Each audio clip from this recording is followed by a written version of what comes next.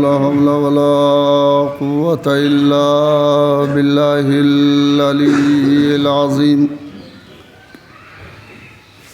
أعوذ بالله من الشيطان اللعين الرجيم بسم الله الرحمن الرحيم الحمد لله الذي هدانا لهذا وما كنا لنهتدي لولا أن هدانا الله لقد جاءت رسل ربنا بالحق والصلاة والسلام على سيد الأنبياء والمرسلين سيدنا ونبينا مولانا بالقاسم محمد وآله الطيبين الطاهرين المعصومين المظلومين المنتخبين المنتجبين أما بعد فقد قال علي عليه السلام بسم الله الرحمن الرحيم أيها الناس إن الوفاء طعم الصدق صلوات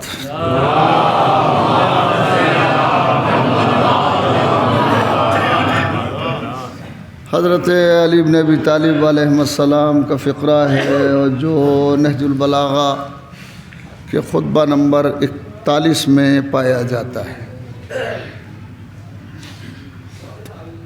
فقرہ بہت چھوٹا سا ہے مگر اس کی تہوں میں مفاہیم و مضامین کا ایک ٹھاٹے مارتا ہوا سمندر موجود ہے۔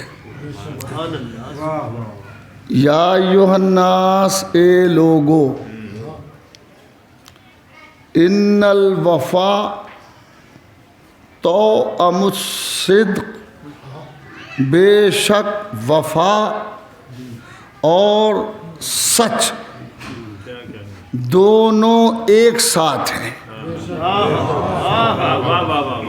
بے شک وفا اور سچ، وفا اور صدق توأم ہیں۔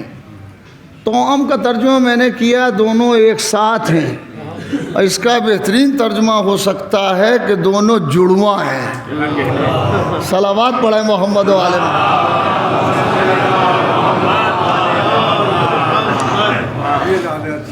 بے شک، دیسی ترجمہ ہو جائے گا، بے شک وفا اور صدق۔ صدق کہتے ہیں سچائی کو، وہ آپ وفا کو بھی جانتے ہیں اور صدق کو بھی جانتے ہیں، بہت زیادہ کوئی تشریح اور تفصیل کی ضرورت نہیں ہے۔ وفا اور صدق، میں یہ دو ہی لفظ استعمال کروں گا، دونوں کے دونوں ایک ساتھ ہیں، ایک ساتھ ہیں۔ یعنی صدق وفا کے بغیر نہیں رہتا اور وفا صدق کے بغیر نہیں رہتا۔ صدق اور وفا دونوں کے دونوں توأم ہیں، ملے ہوئے توأم یہ بھی کہہ سکتے ہیں، جیسی انگلیاں ہیں یہ توأم ہیں جنہیں جدا نہ کیا جا سکے۔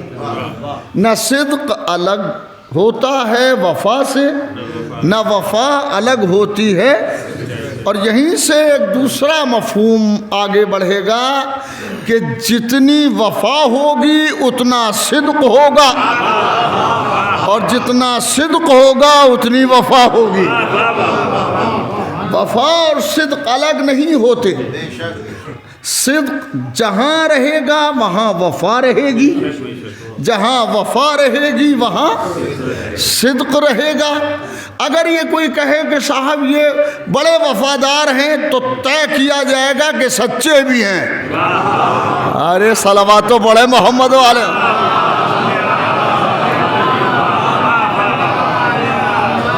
اور اگر یہ کہا جائے کہ یہ صادق ہیں، سچے ہیں، تو یہ مانا جائے گا کہ یہ وفادار ہیں۔ یعنی وفاداری کے لیے سچ ضروری ہے اور سچ کے لیے وفاداری ضروری ہے. ارے توجہ تو فرمائیں.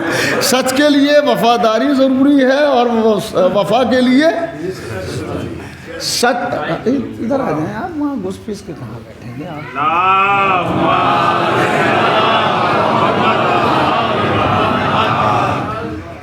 بہت دن پہلے میرے بھائی نے مجھ سے کہا تھا کہ وہ اس موضوع پہ کبھی پڑھیے جناب عباس علیہ السلام. تو ہمارے بھی ذہن میں نہیں آیا. تو ہم نے جب آئے تھے تعزیت کے لیے تو انہی نے ہم سے پھر تقاضا کیا کہ یہ مجلس اسی موضوع پہ ہونا چاہیے. مگر ہم کل تک بھی بھولے ہوئے تھے. اچانک انہی نے کہا فرزند صاحب نے کہ کچھ 2-1 شعر لکھ دیجئے. تو ہم نے شعر لکھے اور اسی میں وہ لفظ وفا آیا. تب ہمیں یاد آیا کہ یہ موضوع بھی تو ہمارا ہی ہے. تو چلیے اسی بات گفتگو کرتے ہیں کہ وفا فی البدی دعاؤں کی ضرورت ہے. وفا سچ کے بغیر نہیں رہتی اور سچ وفا کے بغیر نہیں رہتا. دونوں کے دونوں ایک ساتھ رہتے ہیں. ان کا ایک ساتھ رہنا اس بات کی دلیل ہے کہ یہ دونوں ایک ہی مرکز سے ہیں. دونوں ایک ہی مرکز سے ہیں. میں لفظ بدل رہا ہوں کہ جس دل میں وفا رہتی ہے اسی میں صدق رہتا ہے اور جس دل میں صدق رہتا ہے اسی میں وفا رہتی ہے. وفا کو صدق کے بغیر نہ ڈھونڈنا, صدق کو وفا کے بغیر نہ ڈھونڈنا. صدق اور وفا ایک ساتھ ہے. دیکھو 2 لفظ ہیں, ایک صدق ہے اور ایک وفا ہے. صدق سے مراد ہوتا ہے, یہ صدق کا ایک مصدر, ایک چیز نکلتی ہے صدق سے, صدق مصدر ہے, اس سے نکلے گا صادق, اور وفا سے نکلے گا وفادار. ارے توجہ کیجیے, وفا سے نکلے گا وفادار. یعنی سچے میں وفاداری ہوگی, وفاداری میں سچائی ہوگی. ہائے ہائے, وفاداری میں سچائی ہوگی. تو اب تلاش کرنے کی ضرورت ہے کہ سچ وفا کے بغیر نہیں اور وفا سچ کے بغیر نہیں ہے. محمد صادق ہے. ارے کیا کہہ رہا, اللہ اکبر. محمد مصطفیٰ صلی اللہ علیہ وسلم صدق ہیں. میں صادق نہیں بول رہا ہوں, صدق ہیں. پیغمبر صدق ہیں. وفا علی ہیں. ارے اور وفا علی ہیں. اور میں کوئی شعر پڑھ دیتا ہوں یہاں پر. لوگ کہتے ہیں کہ تم علی علی علی علی کرتے ہو, تو کیوں؟ وہ اس کی وجہ ہے, اور بنیادی وجہ یہ ہے کہ محمد سے وفا تو نے تو ہم تیرے ہیں.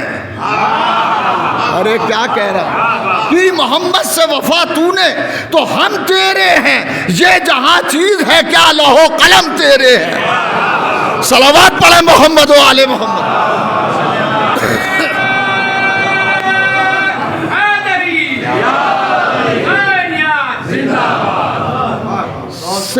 پیغمبر صدق ہیں, پیغمبر صدق ہیں. علی علیہ السلام وفا ہیں. وفا صدق کے بغیر نہیں ہے اور صدق وفا کے بغیر نہیں. کوئی لمحہ ایسا دکھائیے جہاں محمد تو ہوں اور علی نہ ہوں. صلوات پڑھیں محمد و آل محمد.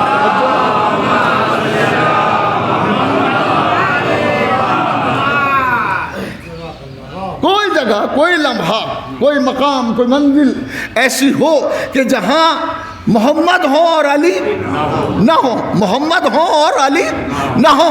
کوئی جگہ ایسی بتائیے جہاں علی ہو اور, ارے توجہ تو فرمائے, جہاں علی ہو اور محمد نہ ہو. اس لیے کہ دونوں ایک دوسرے سے کبھی جدا نہیں ہو سکتے. یہی وجہ ہے جب پیغمبر نے لوگوں کو بھائی بنایا تو کسی کو کسی کا بھائی بنایا, کسی کو کسی کا بھائی بنایا, علی کو اپنا بھائی. توجہ فرمائیں.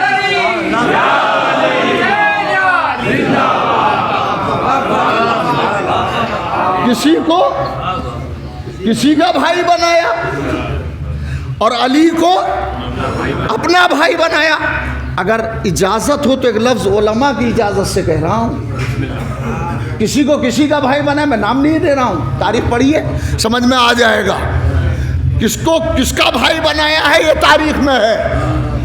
عقد مؤاخات پیغمبر نے فرمایا، بھائی بھائی بنایا پیغمبر نے ایک دوسرے کا، تو 2 بار بنایا ہے، 2 بار بھائی بنایا ہے پیغمبر نے. عقد مؤاخات 2 بار ہوا ہے اور پیغمبر نے بھائی بنایا، مگر دونوں مقام پر علی کو اپنا بھائی بنایا. مگر فرق ہے، جب اوروں کو ایک دوسرے کا بھائی بنایا تو دنیا کے لیے، ارے ارے ارے تو بھائی بنایا دنیا کے لیے. مگر جب علی کو اپنا بھائی بنایا تو فرمایا علی تو میرا بھائی ہے دنیا اور آخرت میں. ہائے ہائے، اے پیغمبر دنیا و آخرت میں کیوں؟ پیغمبر آواز دیں گے وفا اور صدق کبھی الگ ہو نہیں سکتے، چاہے دنیا ہو چاہے آخرت ہو. صلوات پڑھے محمد و آل محمد.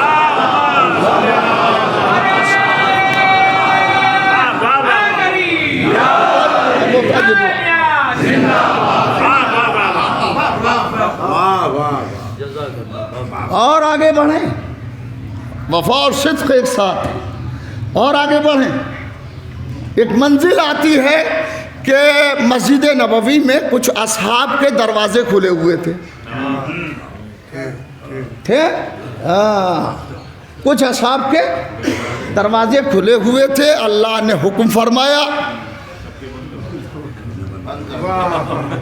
سب کے بند کر دو سوائے علی کے. ہائے ہائے، ارے توجہ تو فرمائے، سب کے دروازے بند کر دو سوائے. اب اس سوائے کو میں ہٹا رہا ہوں یہاں سے. پیغمبر نے سب کے دروازے بند کر دیے، علی کا دروازہ کھلا چھوڑا. مسجد میں ہی کھلتا تھا پیغمبر کا دروازہ بھی اور علی کا دروازہ بھی. اب تو سمجھ میں آیا اگر دونوں میں کوئی فرق ہوتا تو ایک کا دروازہ بند ہو جاتا، دونوں کا مسجد میں کھلنا اس بات کی دلیل ہے کہ وہ دروازہ محمد کا ہے اور علی کا دروازہ محمد کا ہے. صلوات پڑھے محمد و آل محمد پر.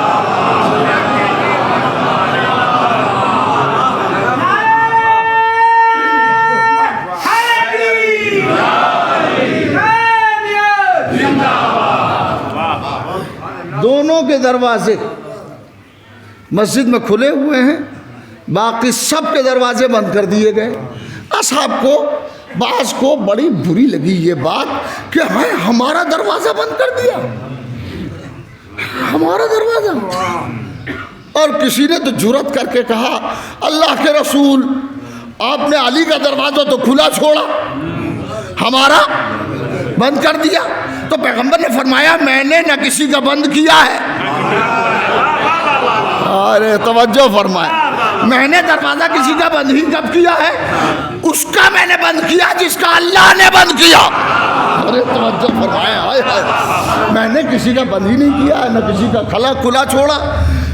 تو اس کے معنی جس کا بند حکم آیا بند کا، اس کا بند کر دیا گیا، اور جس کا کھلا وہ ایک ہی تھا، دوسرا تھا ہی نہیں. یعنی پیغمبر کا دروازہ کھلا ہے اور علی کا دروازہ کھلا. میں کہتا ہوں ہو ہی نہیں سکتا بند. اس کی 2 چیزیں ہیں، 2 دلیلیں میرے پاس.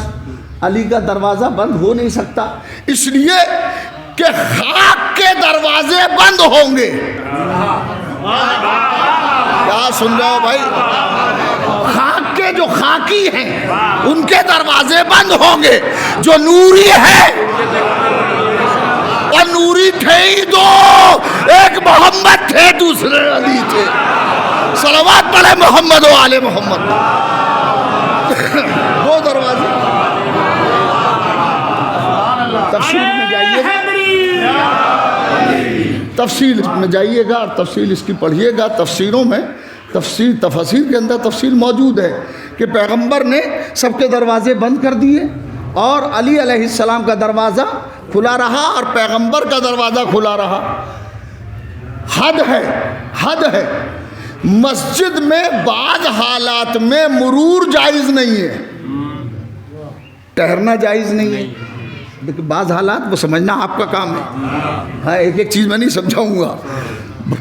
بعض حالات آدمی کے ہوتے ہیں، بعض کیفیتیں ہوتی ہیں کہ جس میں مسجد میں جانا منع ہے، مگر دو شخصیتیں،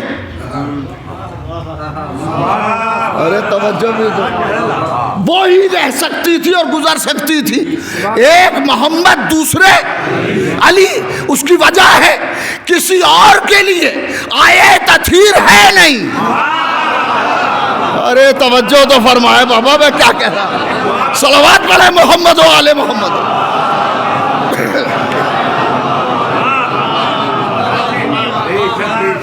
آئے تطہیر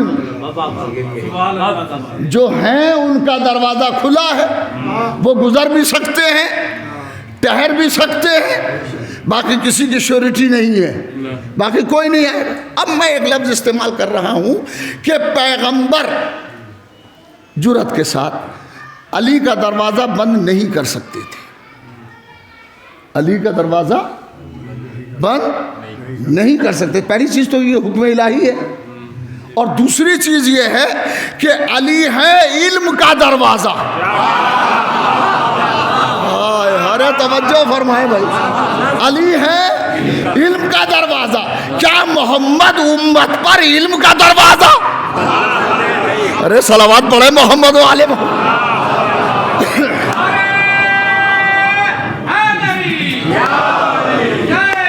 دعا کی ضرورت ہے. علی علیہ السلام علم کا دروازہ ہیں. پھر میں لفظ استعمال کر رہا ہوں، ایک صدق ہے اور دوسرا وفا ہے، اور دونوں کے دونوں جڑواں ہیں، توأم ہیں. تو مسجد میں بھی اگر دروازہ کھلے گا تو ایک دروازہ وفا کا ہوگا اور ایک دروازہ صدق کا ہوگا. صدق اور وفا اذہان عالیہ میں ہے. موضوع سے چل رہے ہیں تاکہ ایک منزل تک پہنچ جائیں. پیغمبر کے لیے ارشاد ہوا، پیغمبر نے ایک روز کہا، پروردگار جیسا تو نے میرے بھائی موسیٰ کو جانشین دیا تھا کہ جس سے موسیٰ کے ہاتھ مضبوط ہو گئے، مجھے بھی عطا فرما. تو اب آیت اتری اور سورہ اسراء کی آیت ہے. ارشاد ہوتا ہے، وَقُلْ رَبِّ اَدْخِلْنِي مُدْخَلَ صِدْقٍ وَأَخْرِجْنِي مُخْرَجَ صِدْقٍ. پروردگار تو مجھے جہاں سے نکال رہا ہے اچھی طرح نکال، کیا بات ہے، اور جہاں داخل کر رہا ہے اچھی طرح داخل کر. اور یہ کہاں سے بات یہاں سے نہیں شروع ہو رہی ہے. رب ادخلنی مدخل صدق، رب ادخلنی، پروردگار تو مجھے جہاں سے نکال رہا ہے اچھی طرح نکال، اور جہاں داخل کر رہا ہے اچھی طرح داخل کر. اگر یہ بات رب ادخلنی سے ہو تو اس کے معنی ہے کہ پیغمبر دعا فرما رہے ہیں، اے میرے رب جہاں سے تو مجھے نکال رہا ہے اچھی طرح نکال، اور جہاں داخل کر رہا ہے اچھی طرح داخل فرما. مگر رب سے پہلے ہے قل. ارے غور تو کریں، رب سے پہلے ہے قل. قل کے معنی ہے کہ اللہ پیغمبر کو حکم دے رہا ہے کہ تو کہہ. ارے صلوات پڑھے محمد و آل محمد.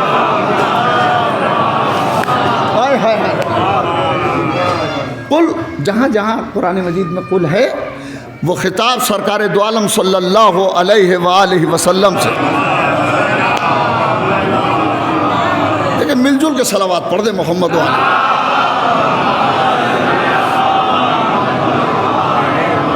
پھر ایک بار صلوات پڑھیں محمد و آل.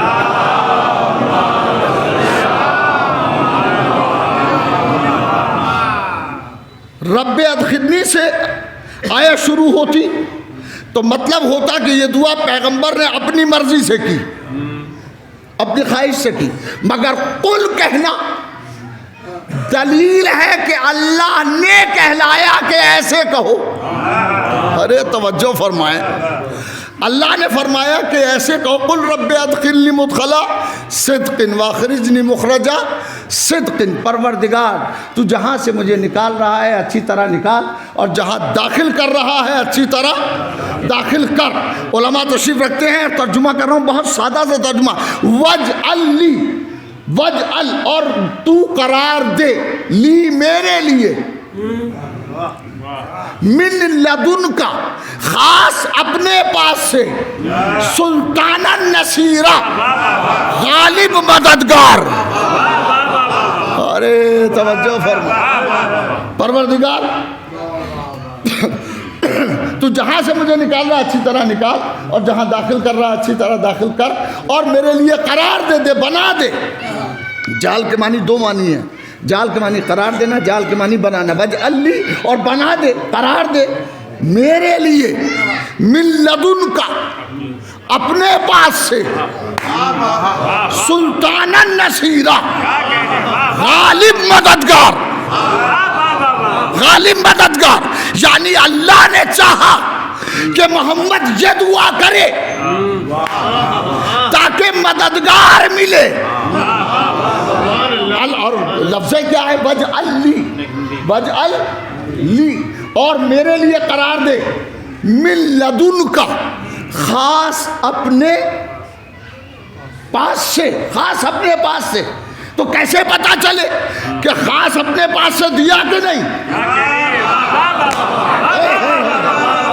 کیسے پتا چلے کہ خاص اپنے پاس سے دیا کہ نہیں؟ اور وہ ہے کون کہ جو اب اس کے پاس سے آئے وہی سلطان نصیر ہے۔ خاص اپنے پاس سے کیسے؟ کہ خاص سے اپنے پاس سے دلیل قائم ہونا چاہیے نا۔ پیغمبر نے دعا کی، سب کی دعا رد ہو سکتی ہے مگر رسول کی دعا رد نہیں ہو سکتی۔ تو اللہ قرآن کی آیت ہے کہ مجھے سلطان نصیر، بہت زیادہ غلبے والا مددگار دے۔ تو پیغمبر کو ملا کہ نہیں ملا؟ نہ ملے گا کوئی سوال ہی نہیں ہے۔ ارے وہ تو ہمارے جیسوں کے مانگنے پہ دے دیتا ہے، آج تو اس کا محبوب مانگ رہا ہے۔ صلوات پڑھے محمد و آل محمد۔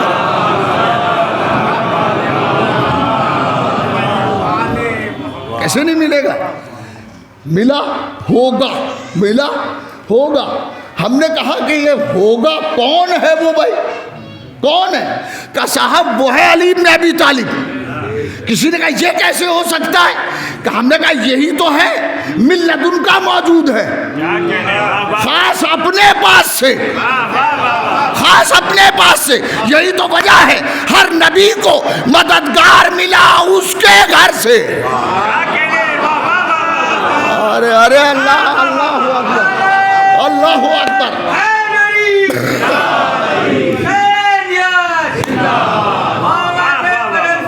اللہ نے ہر نبی کو مددگار دیا۔ بلند آواز سے صلوات پڑھیں مل جل کے۔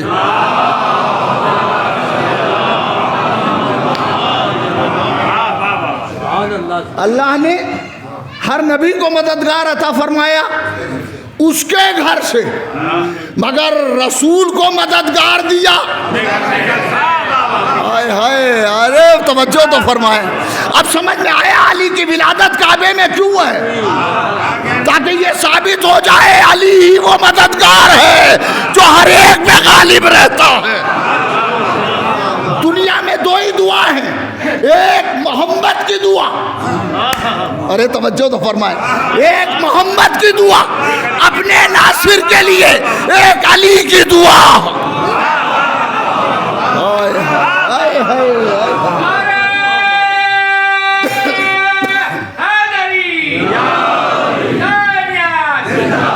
توجہ ہے، توجہ ہے۔ پیغمبر نے دعا کی حکم الہی سے تو مددگار ملا کعبے سے، مددگار ملا کعبے سے۔ علی علیہ السلام نے دعا کی محمد مصطفیٰ کی دعا کے نتیجے کو علی کہتے ہیں، اور علی کی دعا کے نتیجے کو عباس کہتے ہیں۔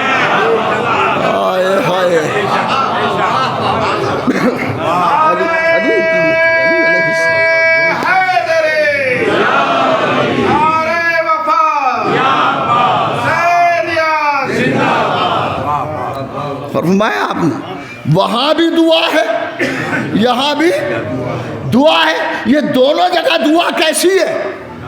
کہ یہی تو ثابت کرنا ہے کہ وفا اور صدق،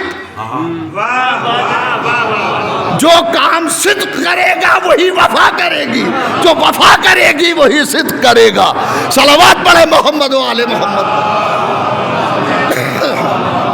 صدق ہے، صدق ہے، وفا ہے. میرے لیے مددگار عطا فرما، مددگار عطا فرما. اللہ نے مددگار دیا اپنے گھر سے پیغمبر کو، اور جب علی علیہ السلام نے مددگار مانگا حسین کے لیے، ہائے ہائے ہائے ہائے، حسین کے لیے، تو اللہ نے مددگار دیا علی کے گھر سے. ہائے ہائے، ارے توجہ تو فرمائیں. آپ محمد کا مددگار کعبے سے ہے، حسین کا مددگار کعبے والے کے گھر سے ہے. ہائے ہائے، صلوات پڑھے محمد و آل محمد. دیکھیے، چونکہ موضوع چھوٹا نہیں ہے، موضوع بہت بڑا ہے، اور یہ ایک مجلس میں سمٹ بھی نہیں سکتا، تو بہرحال میں کوشش کر رہا ہوں کہ کچھ ٹچ کرتا ہوا نکلتا جاؤں تاکہ بات بچوں تک پہنچ جائے. ایک وفا نے مانگا اور ایک صدق نے مانگا. اپنے عہد میں صدق پیغمبر اسلام ہیں، وفا علی ہیں، وفا علی ہیں. پیغمبر کا جانشین حسین، ہائے ہائے ہائے، حسین صدق ہے. اس صدق کو وفا کی ضرورت ہے. حسین صدق ہے، اسے وفا کی ضرورت ہے.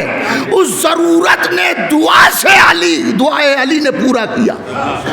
اس ضرورت کو دعائے علی نے پورا کیا. اور بظاہر کہنے کو دونوں بھائی ہیں، بھائی ہیں نا؟ کیا خیال ہے؟ بھائی ہیں، بھائی ہیں، اس میں کوئی شک نہیں ہے. یہ تو عباس کا کمال ظرف ہے کہ کبھی خود کو بھائی نہیں کہا ہے. ہائے ہائے، جب بھی خطاب فرماتے یا سیدی، اے میرے سردار، میرے سردار، اس کا مطلب ہے کہ دعائے علی کو یہ معلوم تھا کہ حسین دنیا کا بھی سردار ہے اور آخرت کا بھی سردار ہے. صلوات پڑھے محمد و آل محمد. بس توجہ فرمائے. میں دھیرے دھیرے منزل تک پہنچنے کی کوشش کروں گا، اور کوشش یہ کروں گا کہ جو نماز کا ٹائم ہے اس سے پہلے ہی مجلس رک جائے. وفا اور صدق دونوں توأم ہیں اور ایک ساتھ ہیں. علی علیہ السلام کی دعا عباس ہیں، عباس ہیں. اب میں ذرا سا تھوڑا سا اور آگے لے کے چلتا ہوں، اس سے ذرا سا اور آگے لے کے چلتا ہوں. صدق اپنے زمانے میں جناب عبداللہ ہیں. ہائے ہائے، توجہ.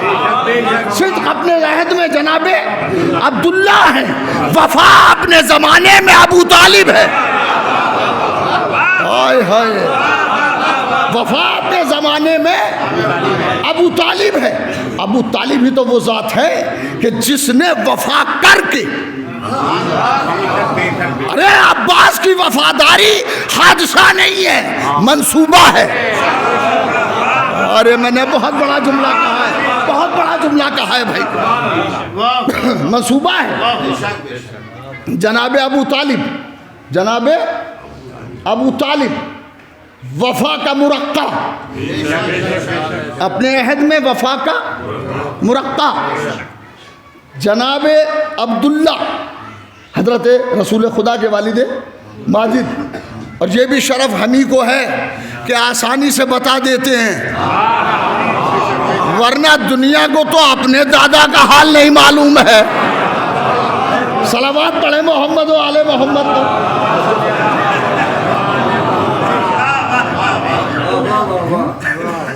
وفا اور صدق. بات آگے بڑھی. محمد مصطفیٰ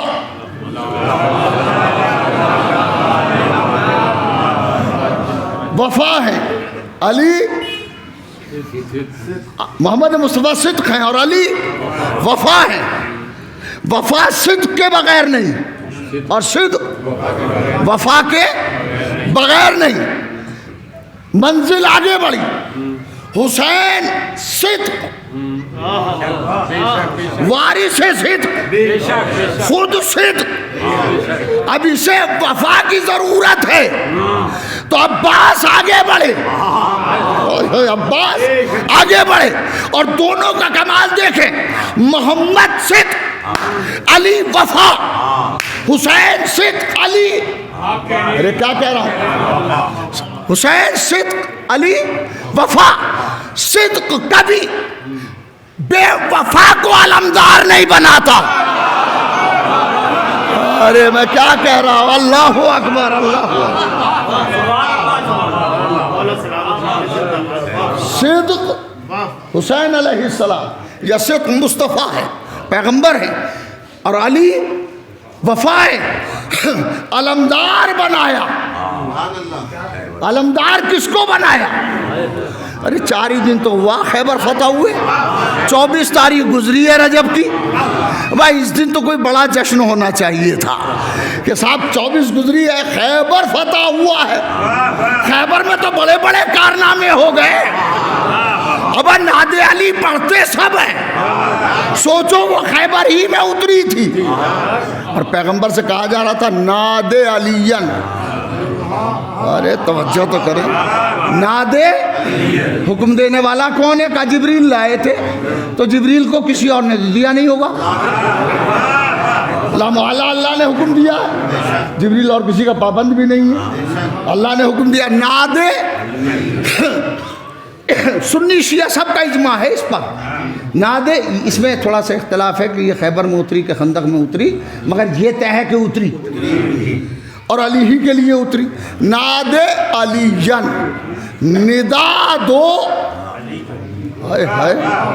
ندا دو علی کو. کتنی مزے کی بات ہے. ندا دو علی کو. ناد واحد حاضر کا صیغہ ہے. تو ندا دے، تو پکار، تو بلا. علیین، علی کو. علیین، علی کو. ہائے ہائے، اگر علی کو پکارنا بدعت ہوتا. ارے توجہ فرمائے بھائی. تو صیغہ امر استعمال نہ ہوتا. تو ندا دے علی کو. اب اس پہ بحث ہے پوری کہ جو عجائبات کا مظہر ہے. میں کہتا ہوں جو عجائبات کا ظرف ہے. ارے ارے یہ پوری بحث ہے. صلوات پڑھے محمد والے.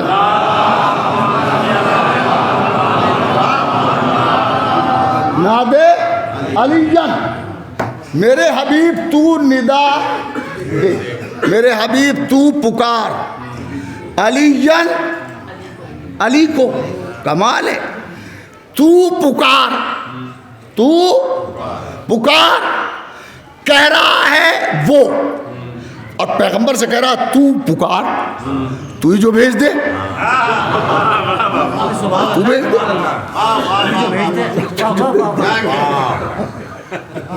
پھر کہہ نہیں پیغمبر سے پکرواؤں گا. تاریخ کے پوری امت یہ یاد رکھے کہ علی کو پکارنا بدعت نہیں ہے، سنت مصطفیٰ ہے.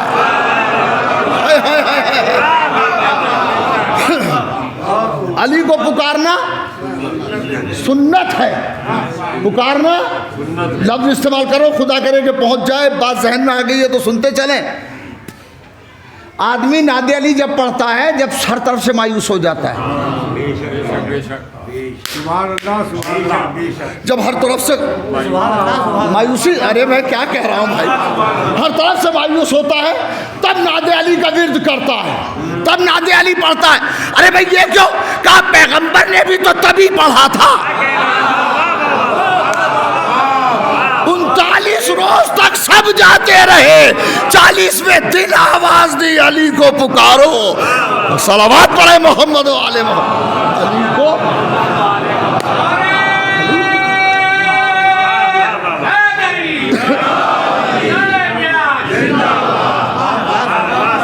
علی کو، اور پیغمبر نے علم اٹھایا، علی کے ہاتھ میں دیا، علی جاؤ، علی جاؤ، صدق وفا کو بھیج رہا ہے، صدق وفا کو۔ تو علی نے پلٹ کے کہا کب تک لڑوں؟ پیغمبر نے فرمایا جب تک خدا تمہیں تمہارے دونوں ہاتھوں پہ فتح نہ دے دے۔ ارے پیغمبر جانتے تھے کہ ہر آدمی خیبر کو فتح نہیں کر سکتا، وہ ایک ہی ذات ہے جسے علی کہتے ہیں۔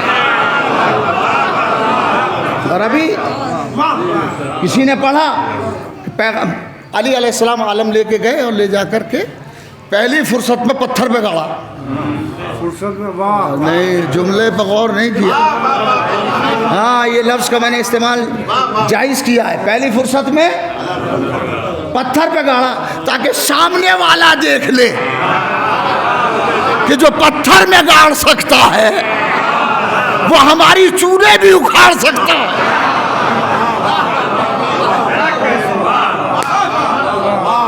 پتھر میں علم گاڑ دیا، پتھر میں علم گاڑ دیا۔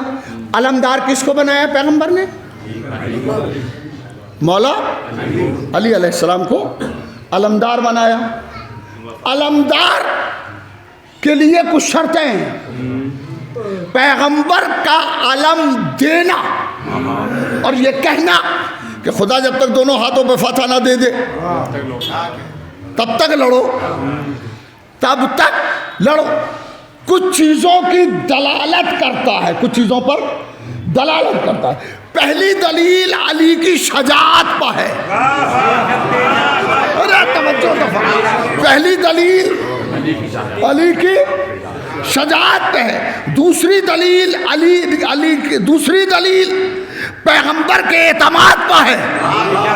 ارے اعتماد پہ ہے کہ پیغمبر نے معتبر سمجھ کے عالم دیا اور یہ کہا کہ جب تک لڑو جب تک خدا دونوں ہاتھوں پہ فتح نہ دے۔ تیسری دلیل علم ہر ایک کو نہیں ملتا، ہائے ہائے، جس میں قیادت کا جوہر ہوتا ہے۔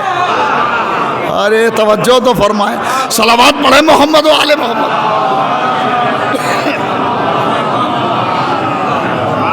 شجاعت، اعتماد اور قیادت پر دلیل بنتا ہے کہ جسے علم دے رہے ہیں وہ قائد ہوگا، جسے علم دے رہے ہیں وہ شجاع ہے، اور جسے علم دے رہے ہیں دینے والے کا معتمد ہے، اعتماد ہے اسے، اعتماد کلی کے ساتھ، کامل اعتماد کے ساتھ۔ پیغمبر نے فرمایا جاؤ جاؤ، علی کو بھیجا، علی کو فرق ہے، جب سب جاتے تھے تو خود علم لیتے تھے،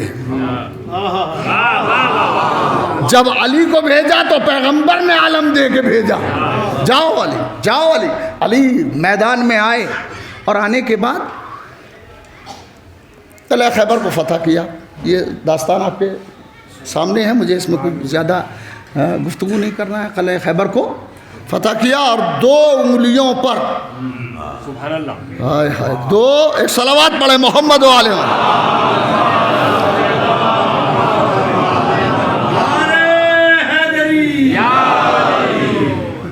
2 انگلیوں پر باب خیبر کو ہاں اٹھا لیا صاحب، اٹھا لیا 2 انگلیوں پر۔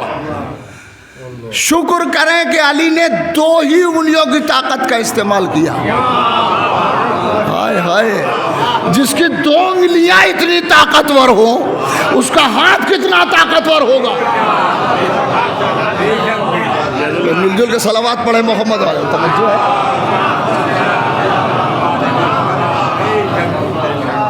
یہاں پر رک کے ایک منزل تک مجھے لے جانا ہے، اور ذہن میں آ گئی یہ بات تو میرا خیال ہے کہ میں کہہ دیتا ہوں کہ 2 انگلیوں پر باب خیبر کو اٹھا لیا۔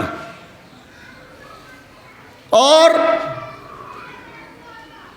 خیبر کا دروازہ کوئی آسان تو تھا نہیں، اس کے لیے تاریخ میں ملتا ہے کہ وہ اتنا وزنی بھاری اور جنے کیا کیا تھا کہ 40 آدمی اسے بند کرتے تھے اور 40 ارے توجہ ہے 40 آدمی بند کرتے تھے اور 40 آدمی کھولتے تھے.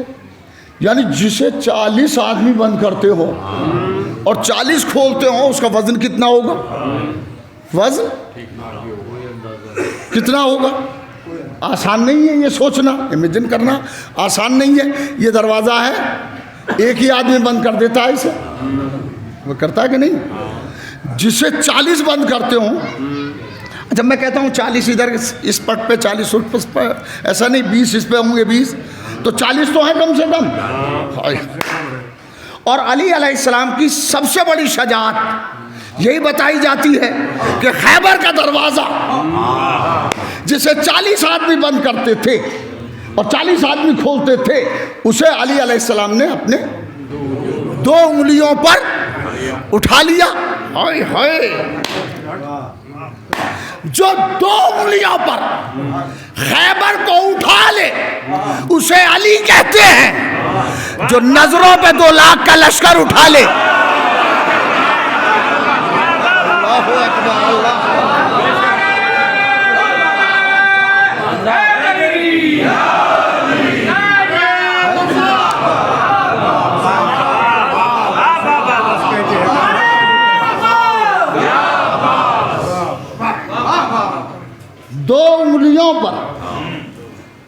دو انگلیوں پر اب کتنی بڑی ہوتی ہیں انگلیاں، اس پر علی علیہ السلام نے باب خیبر اٹھا لیا. وہ اٹھانا ہی نہیں ہے، روایتوں میں تو بہت کچھ ہے، لوگ پڑھتے پڑھاتے ہیں نہیں ہے. ہاں وہ بھی ہے، مگر وہ ایک اور جو ہے وہ بانی پڑھ دوں. پیغمبر سے فرمایا کہ علی اب اس لشکر کو خندق کے پار اتارو. یہ بھی تو ہے نا، ارے غور ہی نہیں کیا. یہ دروازہ ہے، یہ خندق ہے. علی علیہ السلام خندق پار کر کے آئے ہیں، دروازہ اکھاڑ لیا. پیغمبر نے وہیں سے فرمایا علی یہ جو ہمارا لشکر ہے نا اسے خیبر میں پہنچاؤ. دروازہ تم آئے ہائے آئے ہائے آئے ہائے، اسے پورے کو اندر پہنچاؤ. بس علی اترے خندق کے اندر، خیبر کا دروازہ ہاتھ پا ہے. ارے کمال ہے. کسی نے دوڑ کے پیغمبر سے کہا علی کے قدم ہوا پہ ہے. ارے اب تو مان لو علی کی حکومت ہوا پہ بھی ہے. صلوات پڑھے محمد و آل محمد. پہنچ رہی ہے بات؟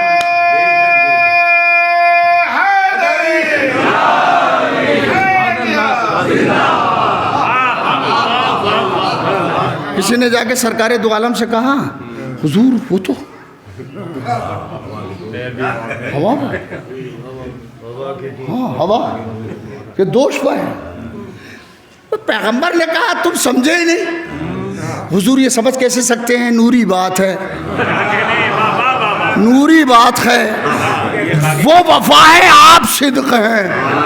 آپ ہی دونوں سمجھ سکتے ہیں. پیغمبر نے فرمایا علی کے ایک قدم کو جبریل اٹھائے ہیں، ایک کو میکائیل اٹھائے. خیر یہ تو ایک تاریخی بحث ہے، میں ایک چھوٹی سی بحث کرنا چاہتا ہوں. خندق میں اترے اور اب وہ دروازہ اتنا بڑا تو ہے نہیں کہ دونوں پل بنا دیں. ادھر لگایا کنارے پر، کنارے پہ جیسے لگایا اور ان سے کہا یہ جتھے کا جتھا آیا. ہائے ہائے، جتھے کا جتھا آئے ہائے آیا. علی نے کنارے سے ہٹایا. ارے نہیں غور کرو، علی نے کنارے سے، یہ کنارہ بھی دور وہ بھی دور، اور ذرا سا ہاتھ کو جنبش دی. پورے لشکر نے کہا یا علی مدد، یا علی مدد، یا علی. صلوات پڑھے محمد و آل محمد. توجہ فرمائیں.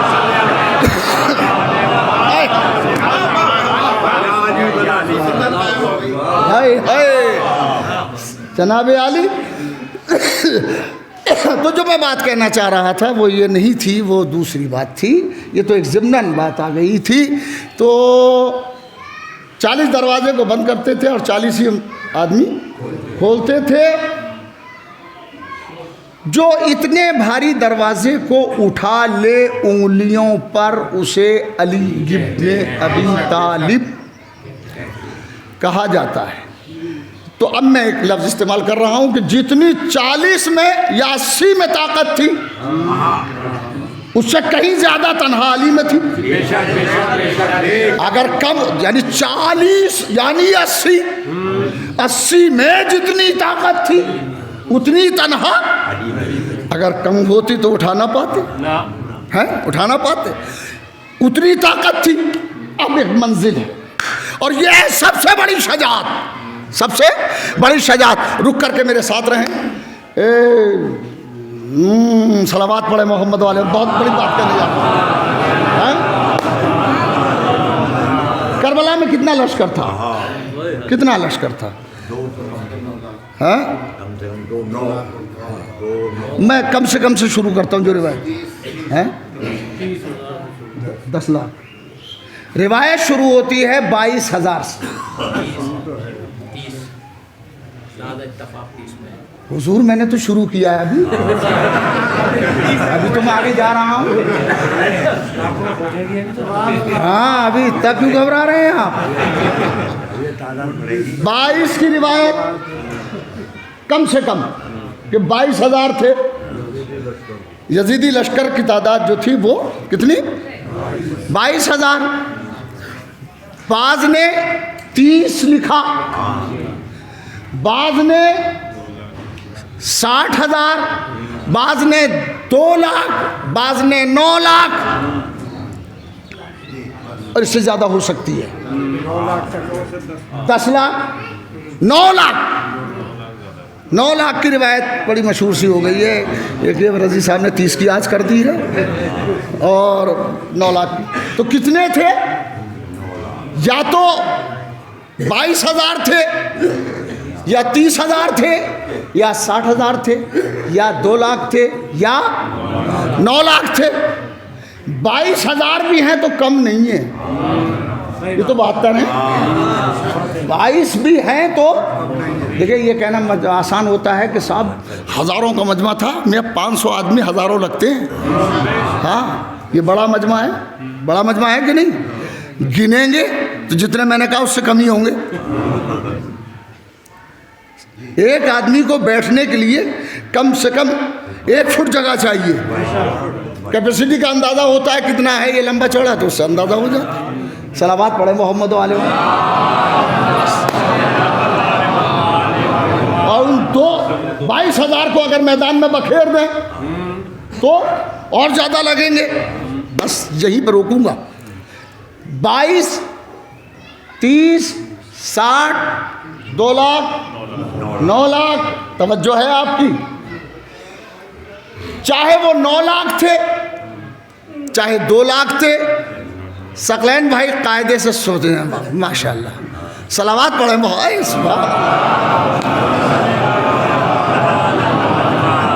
ہاں ساڑھوں کی مجلس ہے، مکاشفے میں جا کر کے سن رہے ہیں۔ صلوات پڑھیں محمد و آل محمد۔ یہ نیند تھوڑی عالم میں مکاشفہ ہے، اس میں سن رہے ہیں۔ خیر تو 9 لاکھ، 2 لاکھ، کتنے؟ 60، 22,000 مظہر 22,000۔ ادھر ہے دعائے حیدر کرار،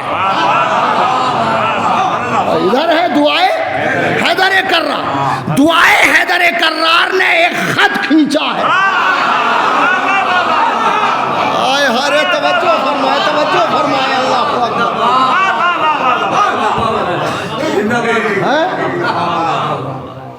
وفا نے خط کھینچا ہے، دعائے حیدر کرار نے خط کھینچا ہے۔ ادھر کم سے کم خط کے ادھر 22,000، 30,000، 2 لاکھ، 9 لاکھ، اور ادھر تنہا عباس۔ اور عباس نے ایک جملہ کہا ہے کہ جب تک میں آقا کے پاس سے پلٹ کے نہ آ جاؤں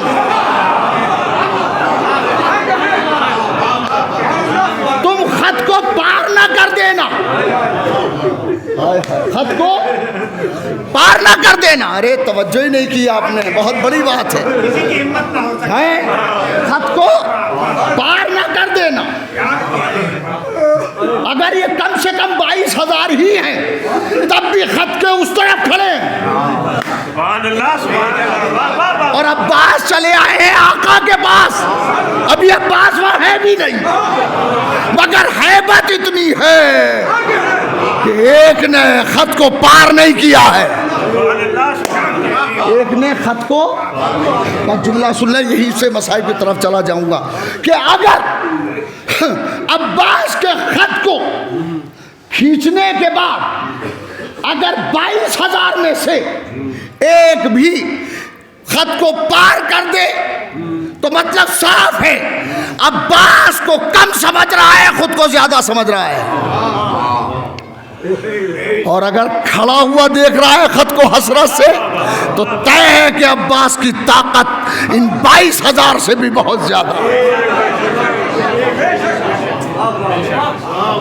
تو خیبر کو اکھاڑ دے اسے علی کہتے ہیں، جو تلوار کے خط پہ لشکر کو روک دے اسے وفا۔ صلوات پڑھے محمد و آل محمد۔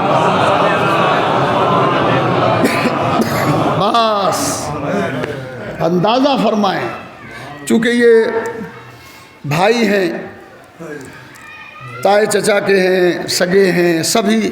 اچھا بستیوں میں سب بھائی ہوتے ہیں ایک دوسرے کے، کبھی غور کریں ایک عباس پر حسین کو کتنا بڑا بھروسہ ہے، کتنا بڑا بھروسہ ہے۔ دو جملے ہیں، دو جملے اگر سن سکیں تو سنیں۔ پہلا جملہ تو یہ ہے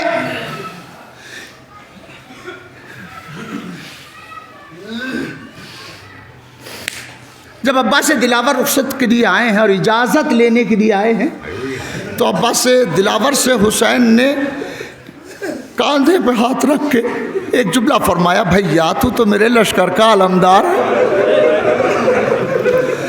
اور غازی نے مختصراً جواب دیا، آقا وہ لشکر ہی کہاں رہا۔ اس کا مطلب ہے کہ حسین کی نظر میں عباس اکیلا ہوتے ہوئے بھی لشکر ہے۔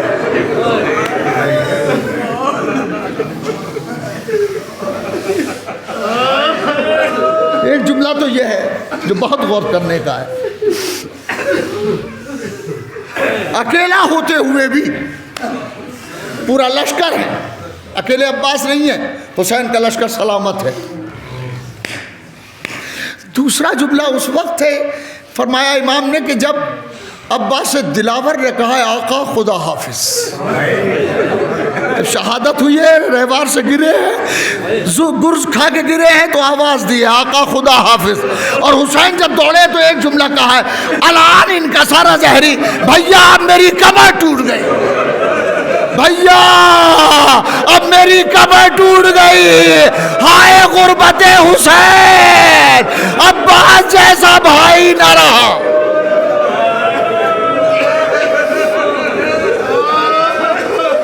الان انکسر ظہری، بھیا میری کمر ٹوٹ گئی۔ یہ جملہ یہ چھوٹا سا ہے مگر جتنا غور کریں گے اتنا بڑا ہے یہ جملہ۔ بھیا اب، اس میں لفظ استعمال ہوا ہے، حرف استعمال الان، اب، انکسر ٹوٹ گئی، ظہری میری کمر، یعنی اکبر شہید ہوئے حسین کی کمر نہ ٹوٹی، حبیب مارے گئے حسین کی کمر نہ ٹوٹی، قاسم شہید ہوئے حسین کی کمر نہ ٹوٹی، مگر جب عباس کی آواز آئی تو حسین نے کہا بھیا اب میری کمر ٹوٹ گئی۔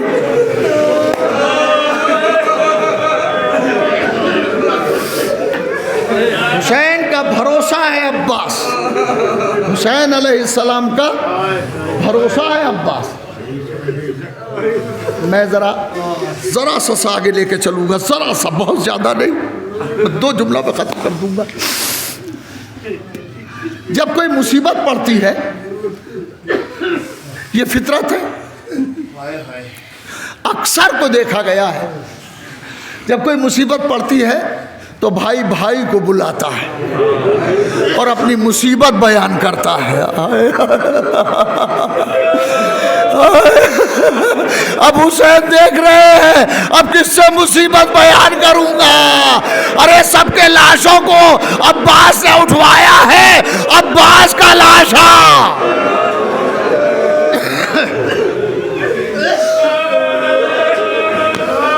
بھیا میری کمر ٹوٹ گئی. میں نے عرض کیا کہ بھائی پہ جب مصیبت پڑتی ہے تو بھائی کو یاد کرتا ہے، اولاد پہ بھروسہ نہیں کرتا، بھائی کو یاد کرتا ہے.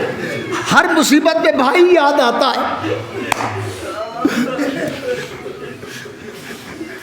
حسین نے بھی وہی کیا. بڑی مصیبت تھی علی اکبر کی شہادت. اب علی اکبر کا لاشا اٹھانا آسان کام نہ تھا. جوان بیٹا، بوڑھا باپ، لاشے کو کیسے اٹھائے؟ مگر تاریخ کہتی ہے جیسے ہی اکبر کے لاشے پہ پہنچے نہر علقمہ کا رخ کیا. اے بھیا عباس، اکبر کا لاشا نہیں اٹھ رہا ہے، اے بھیا مدد کرو.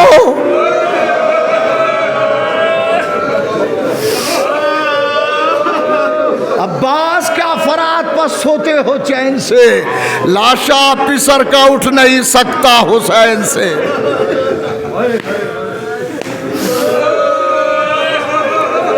بھائی کا بڑا سہارا بھائی ہوتا ہے. بھائی کا بڑا سہارا، کتنے بھی اختلاف ہو جائیں مگر مصیبت پڑتی ہے تو پھر ایک ہو جاتا ہے. بھائی بھائی کے کام آتا ہے، بھائی بھائی کے کام آتا ہے. ہر مصیبت پر حسین نے عباسی کو پکارا ہے. ہر مصیبت پر حسین نے عباسی کو پکارا ہے. دو منظر عرض کر رہا ہوں، دو منظر عرض کروں گا. مازندرانی لکھتے ہیں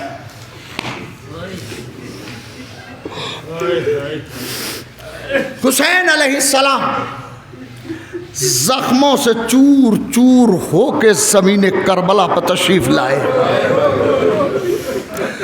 حسین سجدے میں ہے، ظالم لشکر کھڑا ہوا دیکھ رہا ہے مگر کسی کی ہمت نہیں ہے. علی کا بیٹا ہے، قریب جانے کی کسی کی ہمت نہیں ہے. عمر سعد نے کہا پتہ نہیں حسین زندہ ہیں کہ دنیا سے چلے گئے، یہ پتہ نہیں ہے. کہا شمر کا کسی کو بھیجو.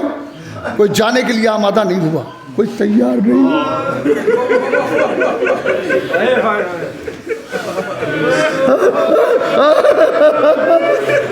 کوئی تیار نہیں ہوا جانے کے لیے. تو شمر نے مشورہ دیا کہ ایسا کرو 50 آدمیوں کو تیار کرو، سپاہیوں کو،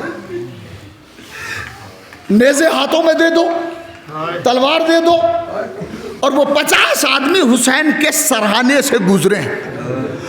اب اگر سن سکے تو سنیں. حسین کے سرہانے سے گزرے اور یہ کہتے ہوئے گزرے کہ خیموں کو لوٹ لو، زینب کی چادر کو چھین لو. شمر کہتا ہے حسین غیرت دار، اگر ذرا بھی جان ہوگی تو حسین میں حرکت پیدا ہو جائے گی. مصیبت میں بھائی کو پکارتا ہے. بھتیجا چچا کے لیے اولاد ہوتا ہے. یہ چھوٹے چھوٹے بچے رہ گئے ہیں، روشن صاحب چلے گئے. خدا غریق رحمت کرے، جوار اہل بیت میں جگہ عطا فرمائے. مگر ہمیں امید ہے کہ یہ بھائی بچوں کو اکیلا نہیں رہنے دیں گے. یہ بستی کے بھائی سب لوگ بچوں کو رشتہ دار اکیلا نہیں رہنے دیں گے. مگر ایک بات میں کہہ رہا ہوں کہ 50 آدمی چلے، نیزے اٹھائے ہوئے، تلواریں ہاتھوں میں لیے ہوئے، حسین کے قریب سے گزرے ایک شور کرتے ہوئے، آؤ زینب کی چادر چھین لیں، آؤ خیموں کو لوٹ لیں. بس جیسے حسین کے کان میں آواز پہنچی، حسین میں حرکت پیدا ہو.